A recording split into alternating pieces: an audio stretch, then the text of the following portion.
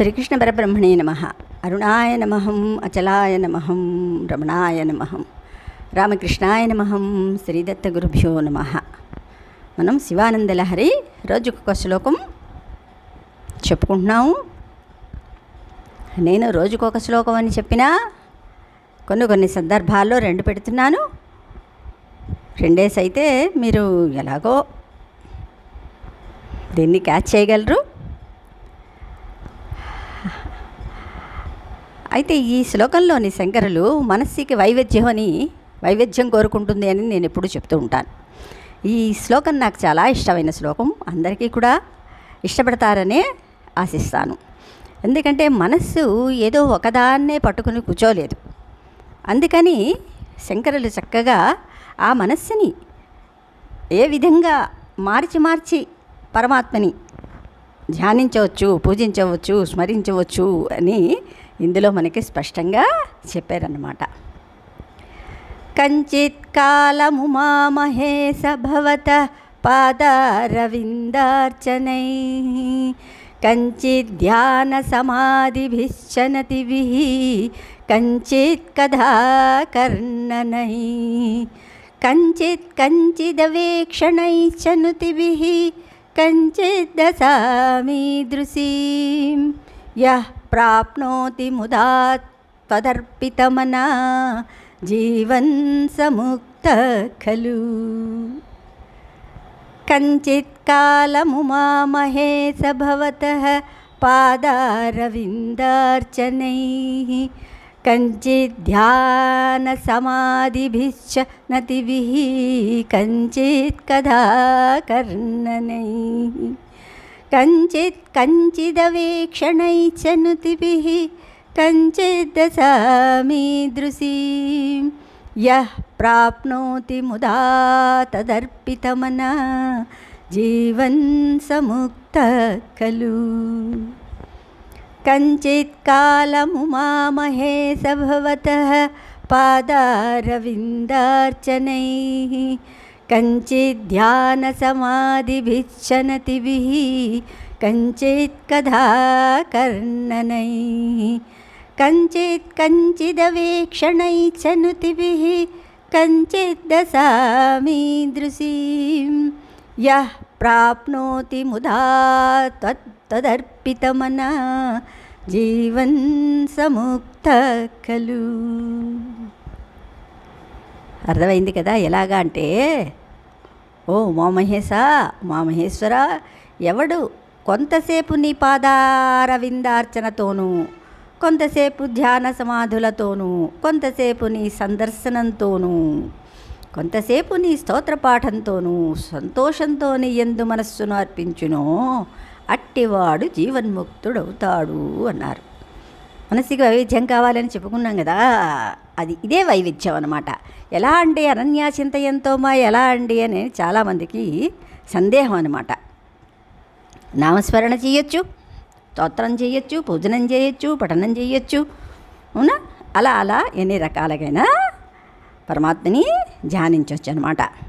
హే ఉమామహేశ అంటే పార్వతీ ప్రాణవల్లభుడవైన ఓ మహాదేవా, కంచిత్ కాలం అంటే కొంతసేపు, భవతః నీ యొక్క పాదారవిందార్చనై అంటే కమలముల వంటి నీ పాద పూజల తోడను, కంచిత్ కొంతసేపు ధ్యాన సమాధిభిశ్చ అంటే నిరంతర ధ్యానము యొక్క నియమముల తోడను, కంచిత్ కొంతసేపు నతిభిః నమస్కారముల తోడను, కంచిత్ కొంతసేపు కథాకర్ణనై చరిత్రలు వినుట తోడను, కంచిత్ ఇంకో కొంతసేపు అవేక్షణైశ్చ దర్శనముల తోడను, కంచిత్ కొంతసేపు నుతిభిః స్తోత్రములతోనూ గూడి ముదా సంతోషంతో తదర్పితమనాః నీ యందు నిలుపబడిన మనస్సు గలవాడై ఈదృశీం ఇట్టి దశాం స్థితిని యః ఏ పురుషుడు ప్రాప్నోతి పొందుచున్నాడో సహ్ వాడు జీవన్ జీవించియున్నవాడగుచునే ముక్తః ఖలు అన్నారు. అంటే మోక్షమును పొందినవాడగును కదా అంటారు. దాన్నే ఉంటారు జీవన్ముక్త స్థితి. అంటే ఎప్పుడూ కూడా వాళ్ళ మనసు పరమాత్మ మీదే ఉంటుంది తప్పించి ఇంకా వేరే విషయాల మీద ఉండదు. వాళ్ళని జీవన్ముక్తులు అంటారు. అంటే జీవించి ఉండగానే ముక్తులు అయిపోవడం అన్నమాట. అర్థమైంది కదా. సరే, జీవన్ముక్తులు అవ్వాలంటే ఏం చెయ్యాలో ఈ శ్లోకంలో చెప్తున్నారు. కాలక్షేపణ కర్తవ్యం హరికీర్తనం అన్నారు. అన్నట్లు కాలాన్ని వృధా చేసుకోకుండా సద్వినియోగపరుచుకోవాలి. ప్రాపంచిక విషయాలు చర్చించుకునేందుకు, ఇంద్రియ సుఖాలు అనుభవించేందుకు, వ్యర్థ ప్రసంగాలకు, స్పర్ధవాదాలకు, నినాదాలకు వ్యర్థపరిచే కాలాన్ని సద్వినియోగపరుచుకోవాలి కదా. అంటే వీటన్నిటి మీద కాలాన్ని వ్యర్థపరిచే కాలాన్ని మనం సద్వినియోగం చేసుకోవాలి. ఎలాగా అంటే ఇలా అని చెప్పారన్నమాట. వ్యక్తిగత కుటుంబపరమైన బాధ్యతలు నిర్వర్తించడానికి, వృత్తి ధర్మాన్ని నిర్వహించడానికి పోగా మిగిలిన కాలాన్నంతా భగవత్ సంబంధ విషయాలకై కొంతకాలం పూజకు, కొంతకాలం స్తుతులకు, మరికొంతకాలం ప్రాణాయామ ధ్యానాదులకు కేటాయించాలి. నిర్లక్ష్యము, వైముఖ్యము రాకుండా త్రికరణాలైన మనోవాక్కాయాలను వినియోగించి ఎవరు ఇలా ఆనందంతో జీవితాన్ని వెళ్ళబుచ్చుతూ ఉంటారో వాళ్ళు జీవించి ఉండి కూడా ముక్తులే అని శంకర భగవత్పాదులు ఈ శ్లోకంలో చక్కగా మనకి వివరించారన్నమాట. సరే, 82వ శ్లోకం. ఇది కూడా దానికి సరిపడేది. అంటే ఆ భక్తిని ఎలా ఉండాలో దీంట్లో చెప్తున్నారన్నమాట. బాణత్వం వృషభత్వమర్ధవపుష భార్యాత్వమార్యాపతే ఘోణిత్వం సఖితామృదంగవహత చేత్యాదిరూపం దదౌ త్వత్పాదే నయనార్పణం చ కృతవాన్ స్వదేహభాగో హరిః పూజ్యాత్ పూజ్యతరం స ఏవ హి న చేత్ కో వా తదన్యోధికః. బాణత్వం వృషభత్వమర్ధవపుష భార్యాత్వమార్యాపతే ఘోణిత్వం సఖితామృదంగవహత చేత్యాదిరూపం దదౌ త్వత్పాదే నయనార్పణం చ కృతవాన్ స్వదేహభాగో హరిః పూజ్యాత్ పూజ్యతరః స ఏవ హి న చేత్ కో వా తదన్యోధికః. బాణత్వం వృషభత్వమర్ధవపుష భార్యాత్వమార్యాపతే ఘోణిత్వం సఖితామృదంగవహత చేత్యాదిరూపం దదౌ త్వత్పాదే నయనార్పణం చ కృతవాన్ స్వదేహభాగో హరిః పూజ్యాత్ పూజ్యతరం స ఏవ హి న చేత్ కో వా తదన్యోధికః. అంటే అలాంటి భక్తిలో ఇందాక చెప్పుకున్నామే, వైవిధ్యంగా ఎవరైతే పరమాత్మని 24 hours ఏదో రకంగా పరమాత్మని పట్టుకుని ఉంటారో ఆ భక్తిలో అగ్రగణ్యులు ఎవరో ఇందులో మనకి చెప్తున్నారన్నమాట. ఎవరు అగ్రగణ్యులో అంటే అంత గొప్పవాళ్ళు ఎవరున్నారు సుమా అని మనం ఆలోచిస్తే ఇందులో చెప్పారు. పరమాత్మ విష్ణుమూర్తి అన్నమాట.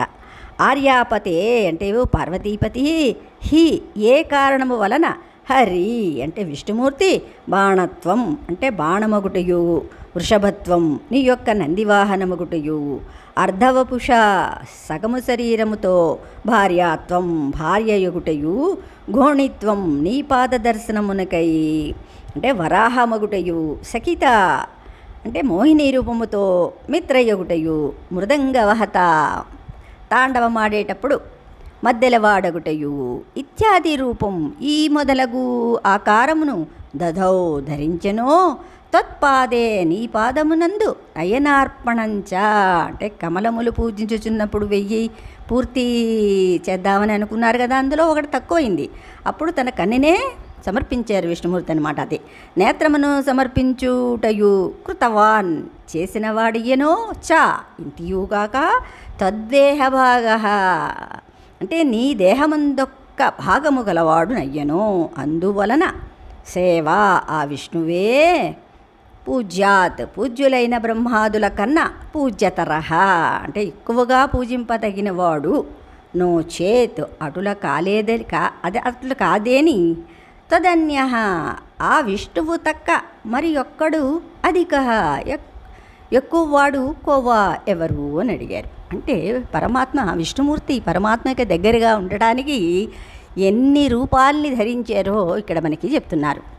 అంటే ఇక్కడ రూపాల్ని మనం ధరించక్కర్లేదు, మన మనస్సుని ఎన్నో రకాలుగా పరమాత్మ మీద పెట్టచ్చన్నమాట. ఆ విష్ణుమూర్తే ఏకంగా తన కన్నునే సమర్పించారు కమల పుష్పంలాగా. అంటే కమలాలు కదా, ఆయన కనులే కమలాలు, అందుకని ఒక కమలాన్ని పరమాత్మకి సమర్పించారన్నమాట. అంతకంటే భక్తుడు ఎవరున్నారయ్యా అని ఇక్కడ చెప్తున్నారన్నమాట.